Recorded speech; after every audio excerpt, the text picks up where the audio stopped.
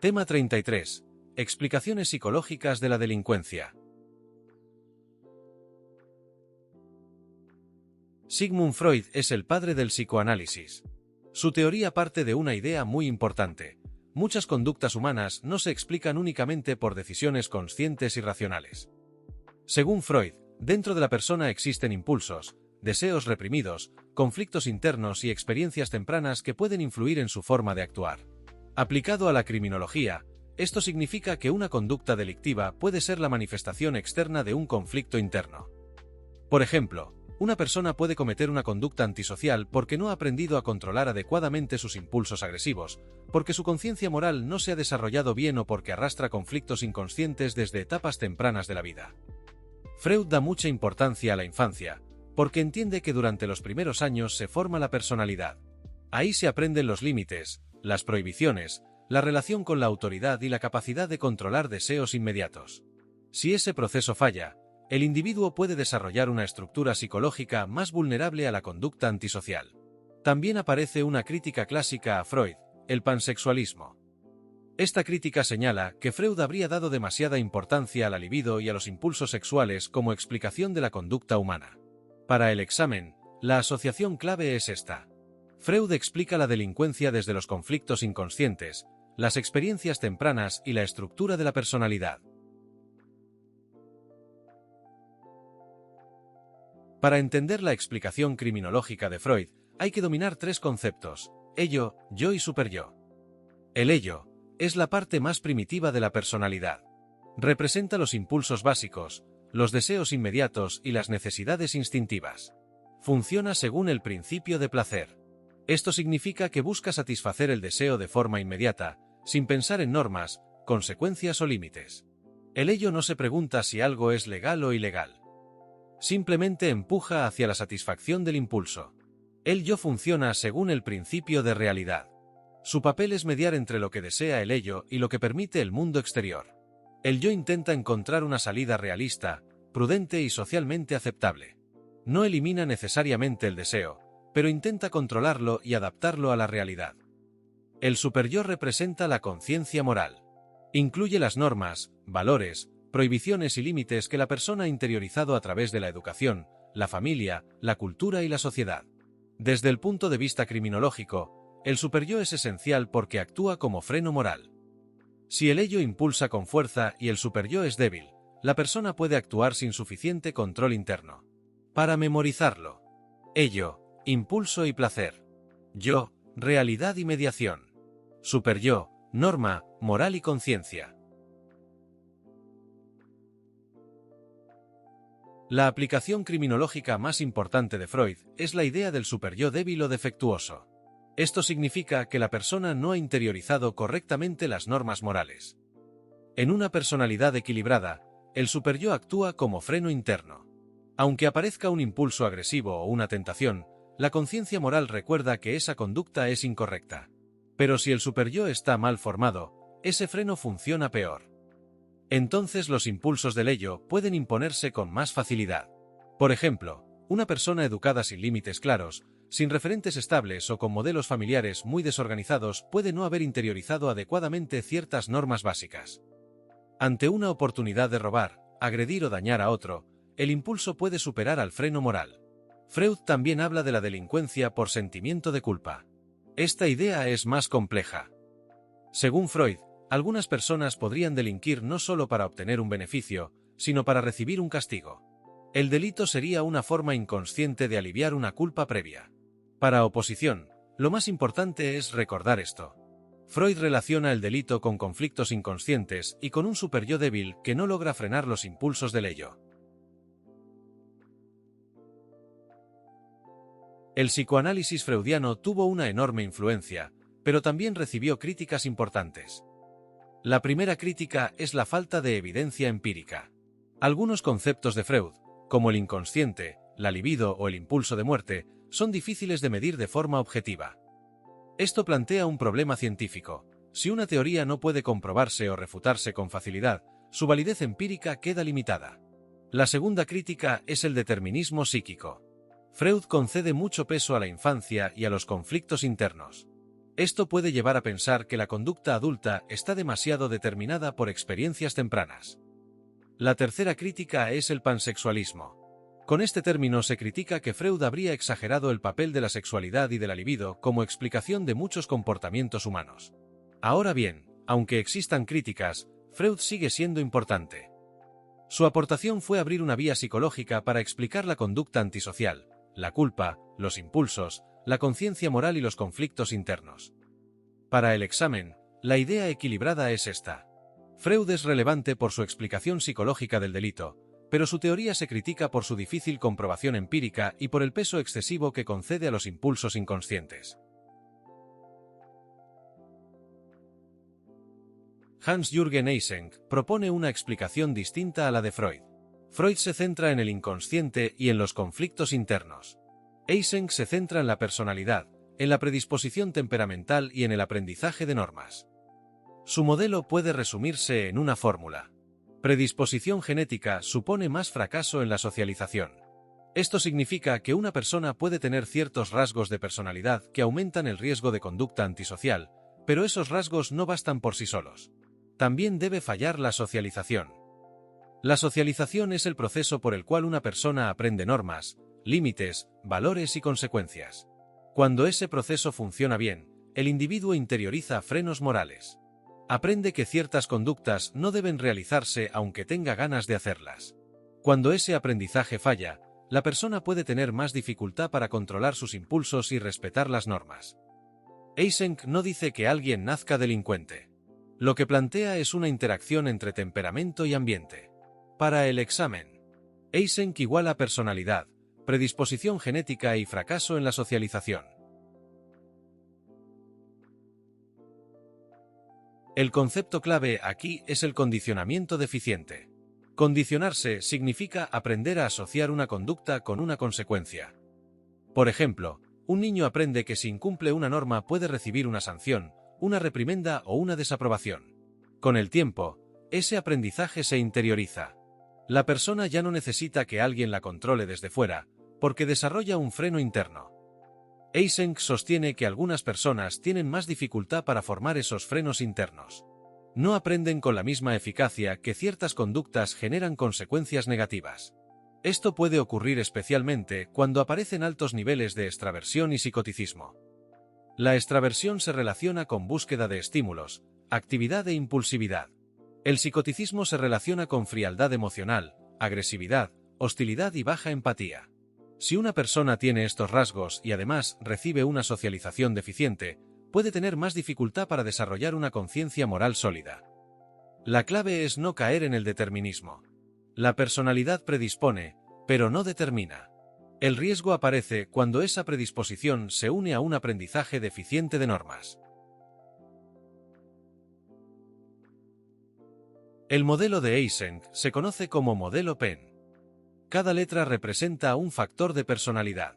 La P corresponde al psicoticismo. Es el factor más relacionado con la delincuencia. Incluye rasgos como agresividad, hostilidad, frialdad emocional, impulsividad, crueldad y falta de empatía. Aquí no debemos confundir psicoticismo con psicosis en sentido clínico estricto. En Eysenck, psicoticismo se refiere a un conjunto de rasgos de personalidad que pueden favorecer conductas antisociales. La E corresponde a la extraversión. La extraversión se relaciona con sociabilidad, búsqueda de sensaciones, impulsividad y necesidad de estimulación. Desde el punto de vista criminológico, interesa porque puede dificultar el condicionamiento moral. La N corresponde al neuroticismo. El neuroticismo se relaciona con ansiedad, inestabilidad emocional y alta reactividad al estrés. Por sí solo no explica el delito, pero puede amplificar el riesgo cuando se combina con psicoticismo y extraversión. Para fijarlo: P. Psicoticismo, el más vinculado al delito. E. Extraversión, búsqueda de estímulos y peor condicionamiento. N. Neuroticismo, inestabilidad emocional que puede amplificar el riesgo. La idea central de Eysenck es que la personalidad puede aumentar el riesgo, pero no convierte automáticamente a nadie en delincuente. Una persona extrovertida no es delincuente por ser extrovertida. Una persona emocionalmente inestable tampoco lo es por ese motivo. Lo que Eysenck plantea es que ciertos rasgos pueden dificultar el aprendizaje de normas cuando la socialización no funciona correctamente. Por eso su teoría se aproxima en parte a Ditulio. Ditulio hablaba de una interacción entre constitución individual y ambiente. Eysenck habla de predisposición genética y fracaso en la socialización. Ambos rechazan una explicación puramente simple. No basta con mirar solo al individuo. Tampoco basta con mirar solo al entorno.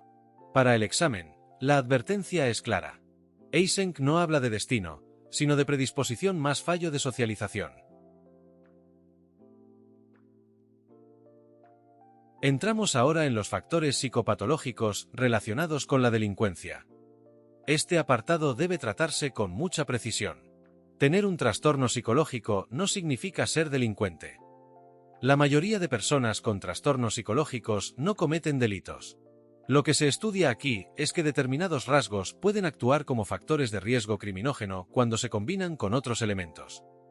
Por ejemplo, impulsividad, falta de apoyo, fracaso escolar, consumo de sustancias, entornos violentos, ausencia de límites o integración en grupos desviados. Vamos a estudiar 3 factores: la psicopatía, el TDA y la baja empatía. Los 3 pueden relacionarse con conductas antisociales, pero no de la misma manera. A. La psicopatía se asocia más con frialdad emocional, manipulación y reincidencia.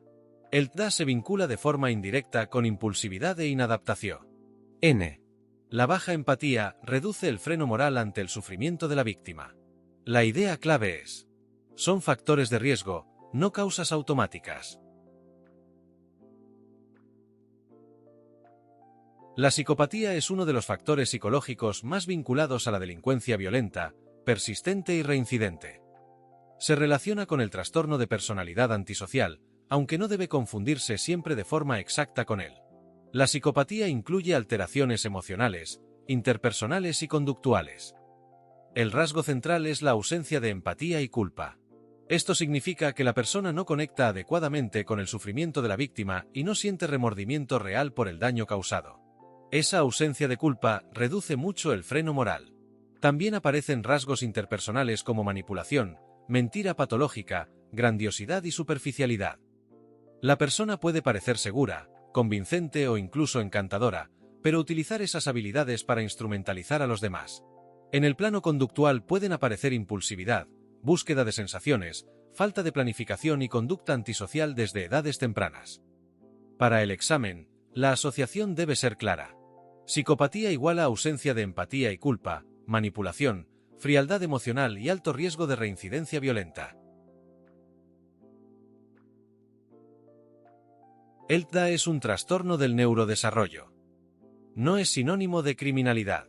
Su relación con el delito, cuando aparece, suele ser indirecta. El primer elemento es la impulsividad. Una persona con bajo control inhibitorio puede actuar sin valorar bien las consecuencias. Esto puede favorecer conductas de oportunidad, reacciones violentas impulsivas o problemas de adaptación. El segundo elemento es la inatención. Si hay dificultades importantes para mantener la atención, puede aparecer fracaso escolar. Y el fracaso escolar puede generar baja autoestima, rechazo social e inadaptación. El tercer elemento es la posible búsqueda de aceptación en grupos desviados. Un joven que se siente excluido puede buscar reconocimiento, protección o identidad en grupos conflictivos. Pero la advertencia es imprescindible. Tener TDA no convierte a nadie en delincuente. Para oposición, la fórmula correcta es: DA igual a factor de riesgo indirecto por impulsividad, fracaso escolar e inadaptación social. La baja empatía consiste en la dificultad para reconocer, comprender o responder adecuadamente al sufrimiento de otras personas. La empatía actúa como un freno moral. Cuando una persona percibe el dolor de otra, normalmente aparece culpa, compasión o límite interno. Ese freno dificulta causar daño. Si la empatía es baja, ese freno se debilita. La persona puede dañar, manipular o instrumentalizar a otros sin sentir con intensidad el sufrimiento que provoca. Por eso la baja empatía puede actuar como un mecanismo desinhibidor de la conducta antisocial. No significa que cause delito por sí sola, pero reduce una barrera moral importante. La baja empatía es un rasgo central de la psicopatía, aunque también puede aparecer fuera de ella. Para el examen. Baja empatía igual a menor freno moral ante el sufrimiento de la víctima. Esta comparación ayuda a no mezclar conceptos. La psicopatía se vincula a la personalidad antisocial. Su núcleo está en la frialdad emocional, la ausencia de empatía y culpa, la manipulación y la reincidencia. El TDA es distinto. Es un trastorno del neurodesarrollo. No implica ausencia de culpa ni manipulación. Su relación con el delito es más indirecta: impulsividad, fracaso escolar, inadaptación y posible contacto con grupos desviados. La baja empatía es un rasgo psicológico o síntoma. Puede aparecer dentro de la psicopatía, pero también en otros contextos. Su efecto principal es reducir el freno moral ante el daño causado a otros. Para memorizar. Psicopatía, frialdad emocional y reincidencia. DA, impulsividad e inadaptación. Baja empatía, desinhibición moral. Y en los tres casos, riesgo no significa causa automática. Este bloque tiene varias trampas típicas de examen. La primera es pensar que Bertillon explicaba el delito. No es correcto. Bertillon identificaba delincuentes mediante antropometría. Su aportación fue técnica y policial. La segunda es pensar que Lombroso solo habló del delincuente nato. El delincuente nato es su figura más conocida, pero Lombroso clasificó 6 tipos de delincuentes. La tercera es confundir Kretschmer y Seldon. Kretschmer habla de 4 biotipos y observación clínica. Seldon habla de 3 somatotipos y fotoscopia. La cuarta es pensar que tener TDA, psicopatía o baja empatía equivale automáticamente a delinquir. Eso es falso. Son factores de riesgo, no determinantes. La frase de fijación es: predisposición no significa destino, y riesgo no significa condena. Aquí conectamos todo el bloque. Las teorías biológicas miran hacia el cuerpo y la predisposición física. Ahí están Lombroso, Kretschmer y Seldon. Las teorías psicológicas miran hacia la mente, la personalidad y el aprendizaje moral. Ahí están Freud y Eysenck. Después aparecen factores como psicopatía, DA y baja empatía. Ditulieu ocupa una posición intermedia porque combina biología, psicología y ambiente. Su correlación somatopsíquica anticipa una visión más integradora. La conclusión es clara. Ninguna teoría explica por sí sola toda la delincuencia. La visión más completa es la biopsicosocial. Es decir, una explicación que integra cuerpo, mente, ambiente, educación y socialización. Con esto cerramos el bloque dedicado a las teorías biológicas y psicológicas de la delincuencia.